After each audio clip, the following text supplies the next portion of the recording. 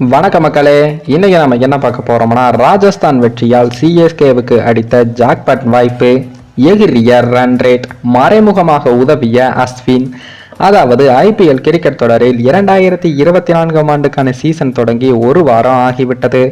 லக்னோ மற்றும் கேகேஆர் அணிகளை தவிர மற்ற அனைத்து அணிகளுமே 2 போட்டிகளில் விளையாடிவிட்டாங்க. இந்த நிலையில் தான் முதல் வார முடிவில் ஐபிஎல் புள்ளிப்பட்டியலில் எந்த மாற்றம் நிகழ்ந்து இருக்கிறது என்பதை தற்போது நாம் பார்க்கலாம்.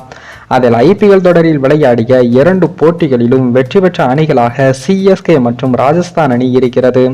இரு அணிகளுமே தற்போது 4 புள்ளிகளை பெற்று புள்ளிப்பட்டியலில் முதல் மற்றும் 2வது இடத்திலும் உள்ளார்கள்.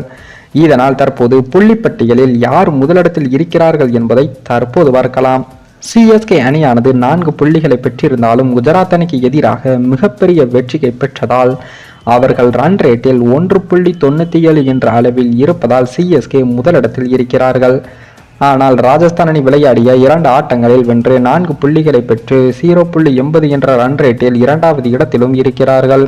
மும்பைக்கு எதிரான ஆட்டத்தில் அபார வெற்றி பெற்ற எஸ்ஆர்எச் அணியானது 2 புள்ளிகளை பெற்று 0.67 என்ற ரன் ரேட்டில் 3வது இடத்திலும் உள்ளார்கள். கேகேஆர் அணி விளையாடிய ஒரு போட்டியில் வெற்றி பெற்று 2 புள்ளிகளுடன் 4வது இடத்தில் உள்ளது. அந்த அணியின் ரன் ரேட் என்பது 0.20 என்ற அளவில் உள்ளது. பஞ்சாப் அணி 2 போட்டிகளில் விளையாடி ஒரு வெற்றி பெற்று 2 புள்ளிகளுடன் 5வது இடத்திலும் உள்ளது.